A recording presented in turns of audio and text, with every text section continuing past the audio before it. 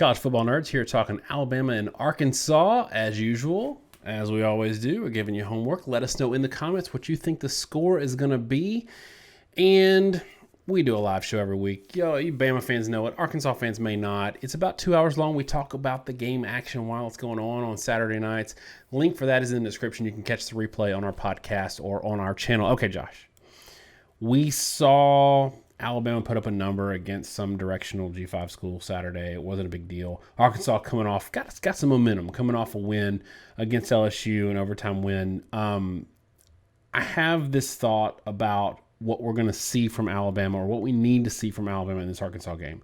Alabama fans are actually, I think, really interested in this game in a way that they maybe haven't been in the past. One, because of the quality of Arkansas, and two, because of it being kind of a show-me game.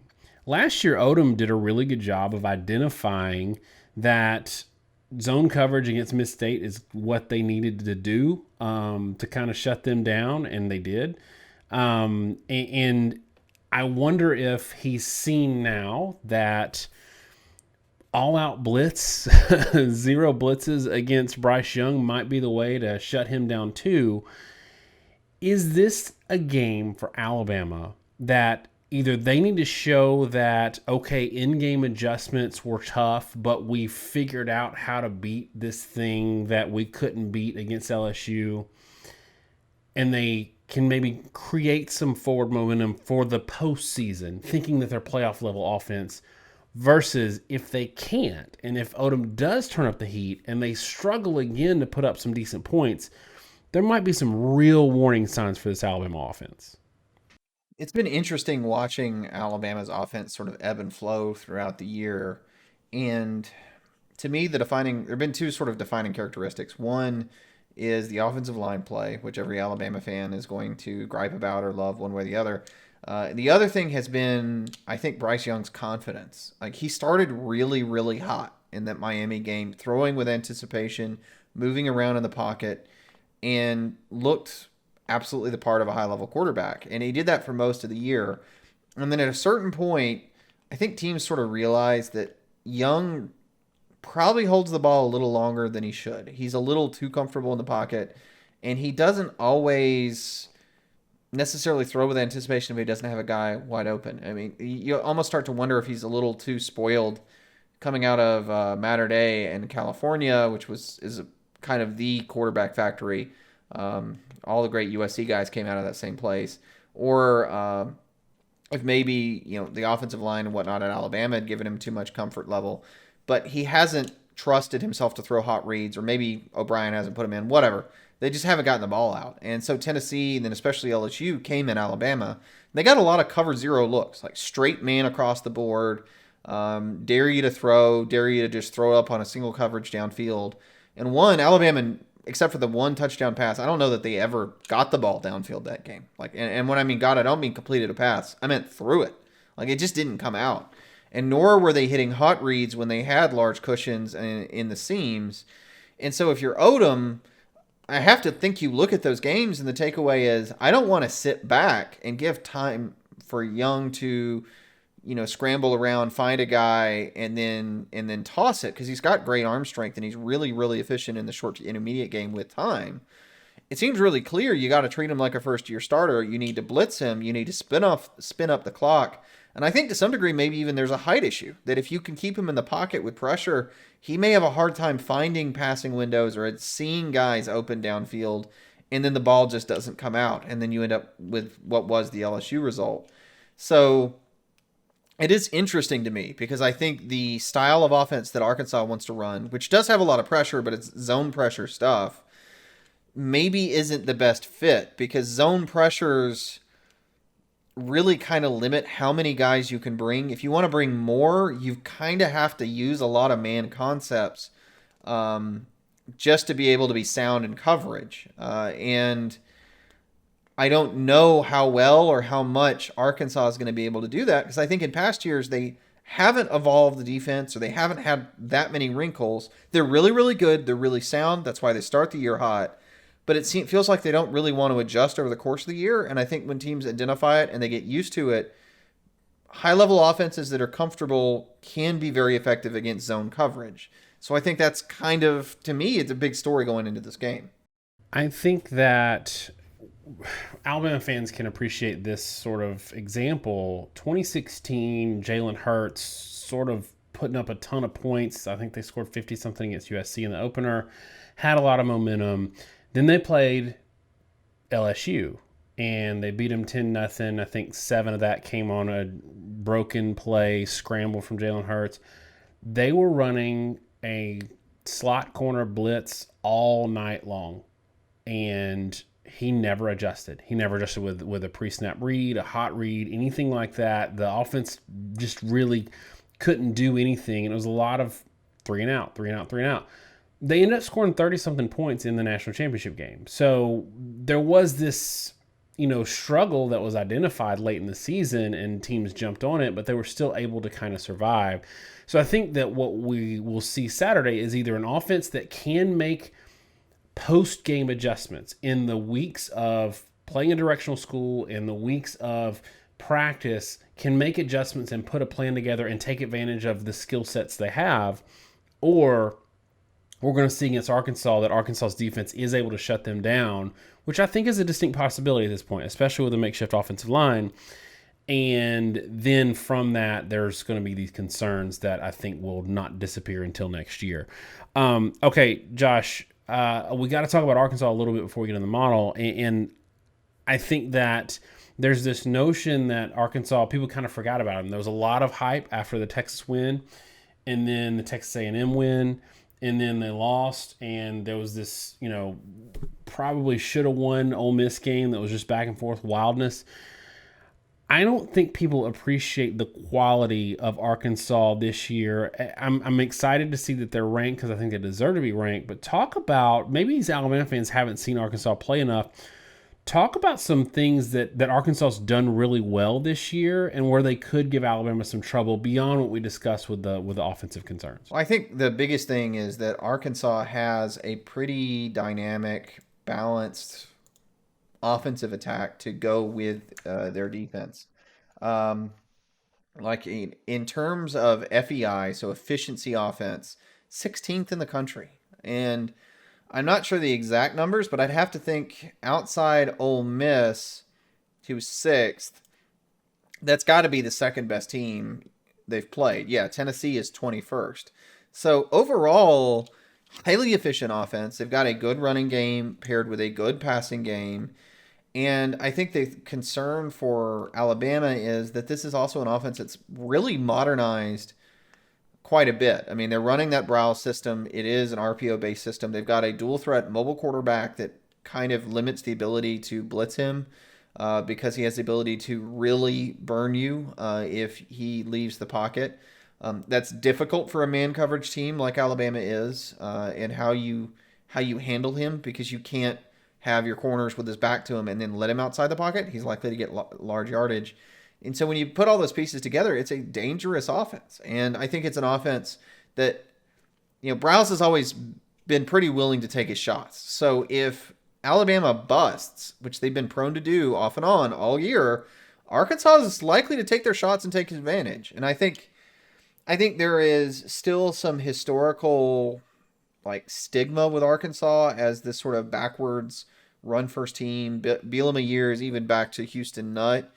And I think Sam Pittman is this, offensive line coach personality, sort of gives them this look of being a big physical, slow team. But the truth is, especially on the offensive side of the ball, they're just not. I mean, they are absolutely a modern offense that tries to run tempo.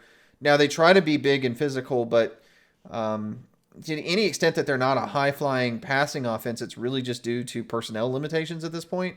And otherwise they're good. And I'll note it's been pretty telling with their team how they're going to do based basically on how well Treylon Burks does. I mean, 10 yards against Georgia, 16 yards against LSU, and those are the two games they don't put up much points.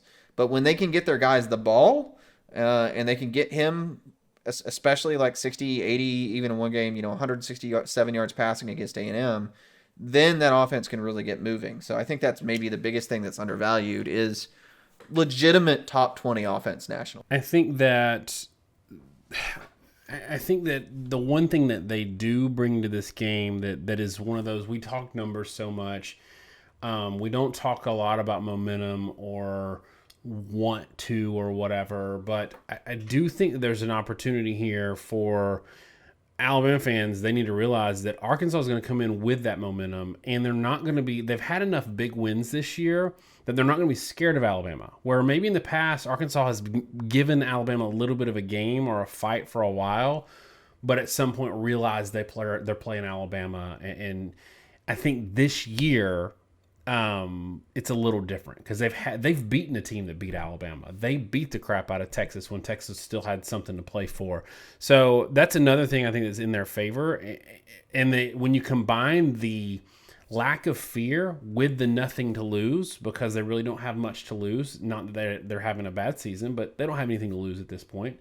That's a dangerous situation for Alabama. So I think I say all that to say that if Alabama can win this game, they're probably not going to get as much credit for it as they should. Kind of like we said with Ohio State and Purdue last week, that Ohio State's going to win this pretty comfortably, and they're not going to get the credit they should for that game.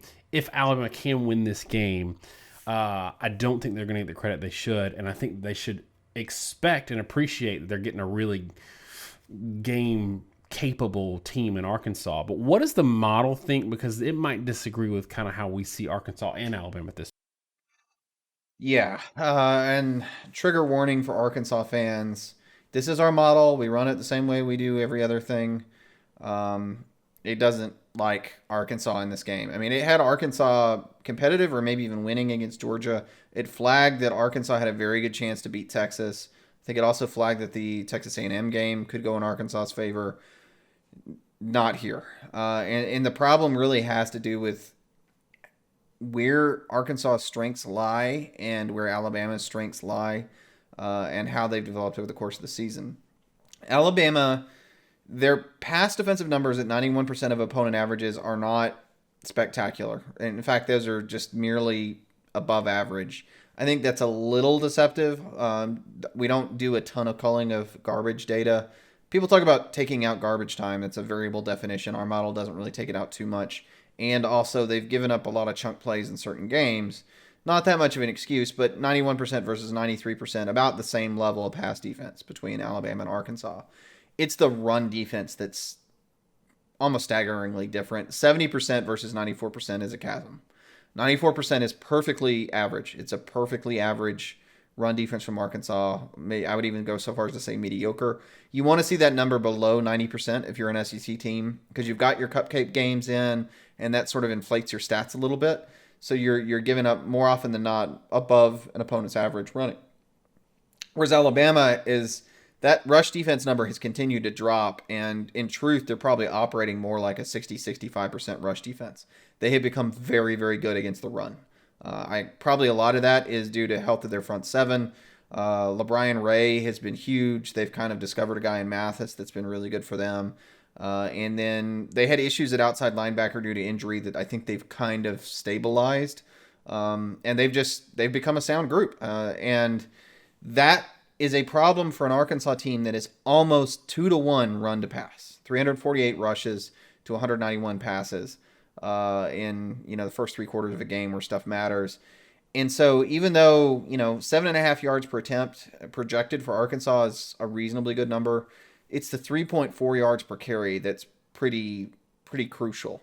Because if Arkansas can't run the ball, they generally can't sustain drives. And so Alabama at 6.5 yards per play, Arkansas is only about 5. And Arkansas is a very efficiency-driven team. They need to stay on schedule. They need to move the sticks. And when they don't do those things, they consistently struggle to put up meaningful points in a game. Whereas Alabama in this one is pretty well expected to do what they want to do. And when they get up the kind of numbers that they're projected to have in this game, Alabama has typically put up about 40 points. So that's why the model thinks this is extremely lopsided. I mean, it has this a 40-7 game. And I'll be honest, I'm not sure that I disagree with it, looking at the two teams and the way they're matched up. So here's where I'll disagree with it a little bit, based on maybe not what the model sees in terms of ratios, because Arkansas could find some success passing the ball or whatever. What's interesting to me is both of Arkansas's numbers are bordering on pretty competent, and especially the passing number, 7.6 yards per attempt, is pretty competent. 3.45 is not great.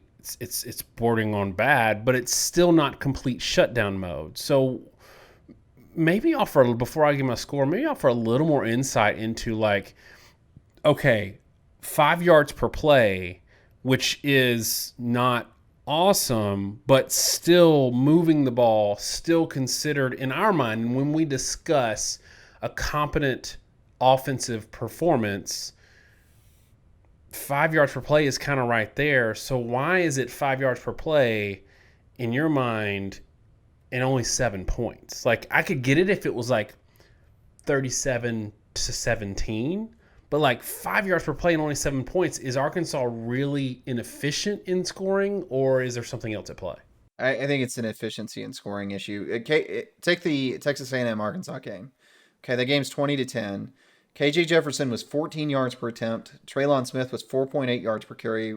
Sanders was 4.5 yards per carry. And they get 20 points. They do a couple of really just two big plays. In general, Arkansas has had an issue this year, which is not necessarily uncommon from their system, where it's been pretty boom or bust. I've always been a little critical of the Bryles tree because it is pretty shot dependent and it can get points in bunches, but it doesn't really have a great ability to sustain drives with an intermediate passing game using pro concepts. And what I mean by that is like, the classic high-low read kind of stuff. It is a little shot-based.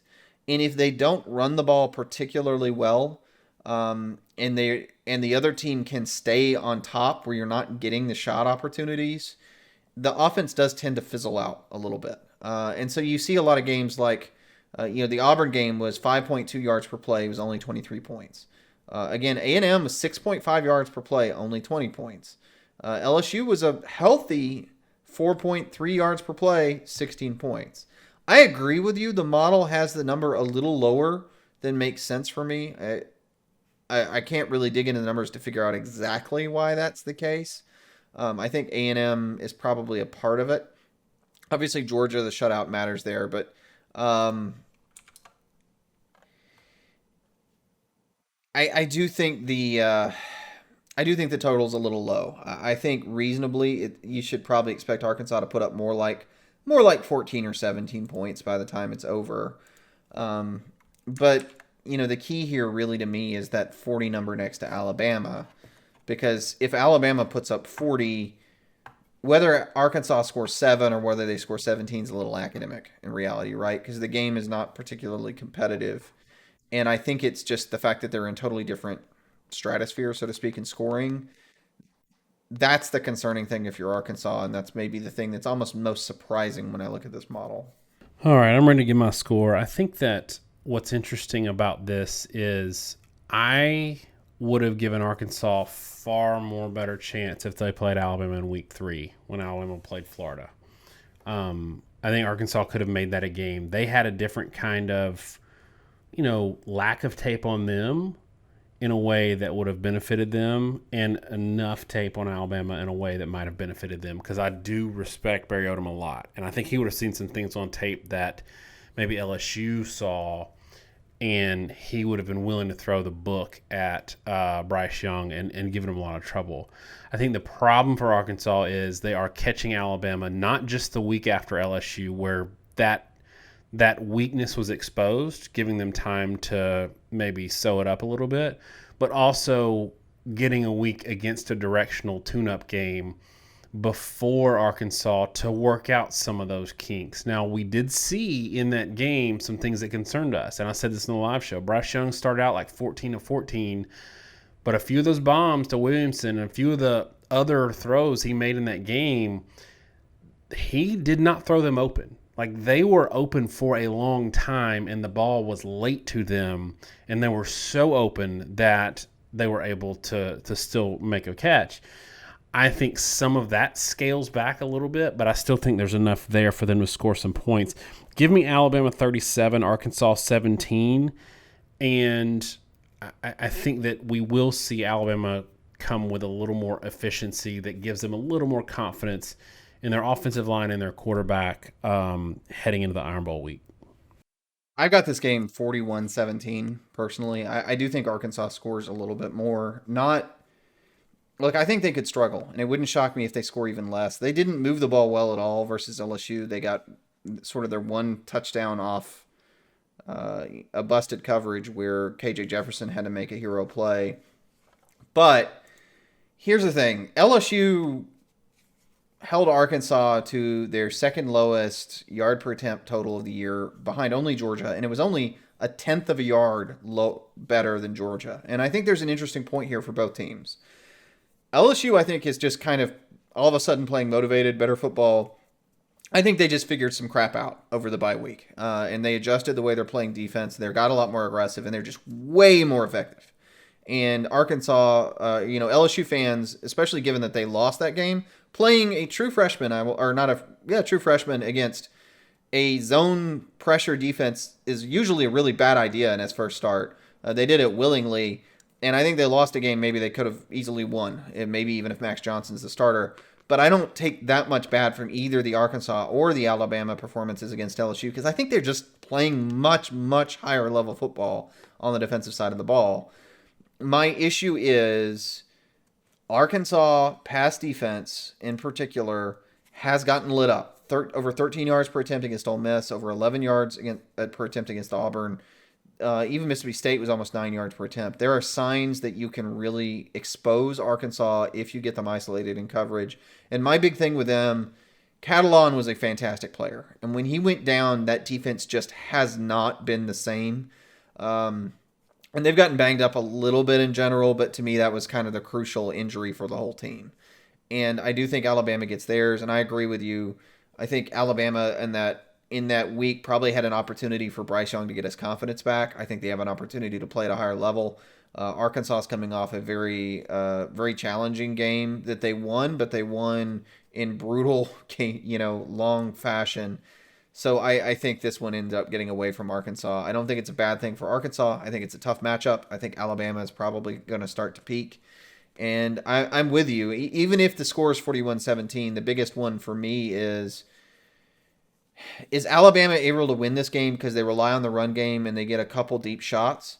Or is Alabama able to finally take the next step they need to make where Bryce Young is throwing with anticipation and they're hitting hot reads and there is more consistency in that offense where they've got a problem where they've been very herky-jerky. They've had a ton of 3-and-outs over the course of the year. Does that go away? Does this become an offense that can consistently move the ball forward? Because if they want to reach their end goals, that absolutely needs to happen and needs to happen fast. Because you can't be facing a Georgia, or much less if they even make the playoffs, at someone like an Ohio State, and have the quarter and a half of cold play that they've been having on the offensive side of the football. And Josh, we touched on this on the live show, but real quick, I want you to touch on it again. We are running late, so real quick. I said on the live show that Alabama might put up some points against Arkansas and Auburn. And because of how Alabama fans just cannot stand Pete Golding, there is a real chance, and even nationally, I think there's a real chance that we overreact to how good we think Alabama's offense is and underreact to how good Alabama's defense actually is. Talk about that for a second before we close it out. Look, if you look at the teams Alabama's played, you look at Florida, you look at Ole Miss, Miami. There are a lot of teams there that are actually pretty good offenses through the year. I mean, Miami, other than the part where they had quarterback issues, been a pretty darn effective offense through the year. Florida, offensively, at the beginning of the year, was very highly ranked. Ole Miss is obviously a very good offense, and Alabama was one of the few teams to actually catch them healthy. The one exception was the Texas A&M game where they gave up 41, but even there, a couple, one score is a kick return, and there's some other turnover-rated scores there, so the defense didn't really give up horrific yardage, and that was by far their worst game. on the flip side, they've played some bad defenses. A lot of these teams, like Florida's defense, has struggled off and on throughout the entire year. Southern Miss is atrocious. Miami's defense has been really suspect. Ole Miss is not good. Mississippi State's defense has been lit up in the passing game. Tennessee's defense is not good. I mean, you go all the way through, and a lot of these defenses were not great. So when you look at the fact that they really struggled at times at LSU and at Texas A&M, maybe we're giving the offense too much credit due to the schedule they're facing. We're not giving the defense nearly enough credit. And you know what? They started the year banged up defensively too. And when they've gotten their stuff together, they've been pretty good. I think Alabama is a much better defensive team in many ways, almost than they are an offensive team, which was the expectation. But they are a top 10 defensive unit in FEI. They're number 9. I think right now they're actually performing at a top 5 level nationally, maybe even higher than that, maybe top 3. I think the offense has almost fallen off a bit. Like they seem to have regressed. So I do agree with you. I think, when you look at the schedule, you look at where they're at, they've had trouble scaling. They've had trouble with consistency on offense. They're still very, very good, but there are genuine kinks in that armor, which they showed up against LSU.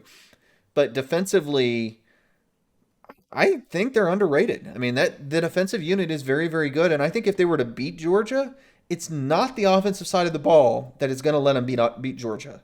It's the thing that the model just flagged with the Arkansas game. Alabama's path to beating Georgia is the defense shutting people down. They're flashing the ability to do it. They did it against LSU.